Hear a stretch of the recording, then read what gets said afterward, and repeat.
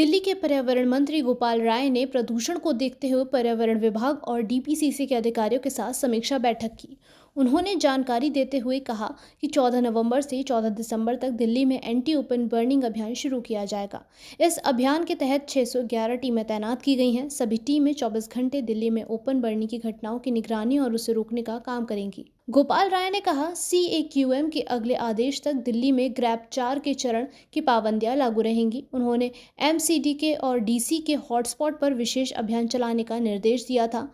उन्होंने बताया कि एंटी डस्ट अभियान को 14 नवंबर से 30 नवंबर तक के लिए बढ़ा दिया गया है। पर्यावरण मंत्री ने दिल्ली के लोगों को बधाई देते हुए कहा कि दिल्ली की जनता ने अपने नागरिक कर्तव्य का पालन किया, सुप्रीम कोर्ट के आदेशों का आदर किया है और दिल्ली में दिए जलाकर दिवाली मनाई है। दिल्ली में पटाखों का निर्माण, वितरण, भंडारण और जलने पर बैन है, लेकिन यदि उत्तर प्रदेश और हरियाणा की सरकारों ने पटाखों पर बैन में सख्ती की होती। पर्यावरण मंत्री ने कहा कि आज हमने प्रदूषण को लेकर एक्सपर्ट्स और अधिकारियों के साथ चर्चा की। उनके अनुसार आने वाले दिनों में प्रदूषण का स्तर बढ़ने की आशंका है। अनुमान के अनुसार हवा की गति धीमी होगी और फिर प्रदूषण के कारण नीचे के स्तर पर आ जाएंगे, जिससे प्रदूषण का स्तर बढ़ने की संभावना है। इसलिए ये निर्णय लिया गया है कि सीएक्यूएम के अगले निर्देश तक दिल्ली में ग्रैप 4 की पाबंदियां लागू रहेंगी। गोपाल राय ने बताया कि एंटी डस्ट कैंपेन से संबंधित टीमों ने अभी तक लगभग 20,000 निर्माण स्थलों का निरीक्षण किया और निर्माण स्थलों पर जारी दिशा निर्देश का उल्लंघन पाए जाने पर 1,161 स्थलों को नोटिस और चालान जारी किया है। साथ ही 2,47 करोड़ रुपए का जुर्माना भी लगाया है। मंत्री गोपाल राय ने बताया कि दिल्ली में पहले फेज में 7 अक्टूबर से लेकर 7 नवंबर तक एंटी डस्ट कैंपेन चलाया गया था।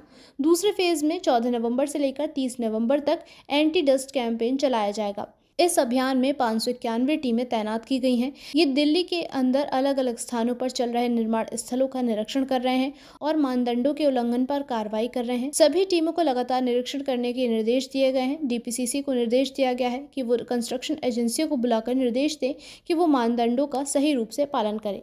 कई जगहों से ये शिकायत आ रही है कि जिन साइटों पर काम बंद हो गया है उसे वैसा ही छोड़ दिया गया है, जिससे वहां का धूल उड़ने की आशंका बनी हुई है। इसलिए इन टीमों को कड़ाई के साथ इन स्थलों की निगरानी करने का आदेश दिया गया है।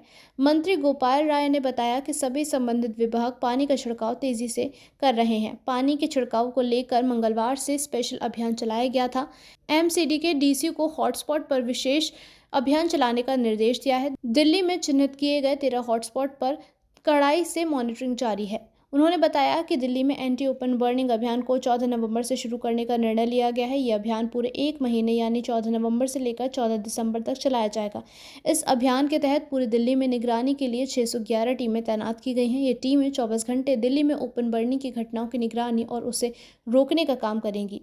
पर्यावरण मंत्री गोपाल राय ने ऑड-इवन के संबंध में कहा कि यदि प्रदूषण का स्तर सीवियर प्लस कैटेगरी में पहुंच जाता है तो फिर सरकार इस पर विचार करेगी और इसे लागू करने की दिशा में कदम उठाएगी।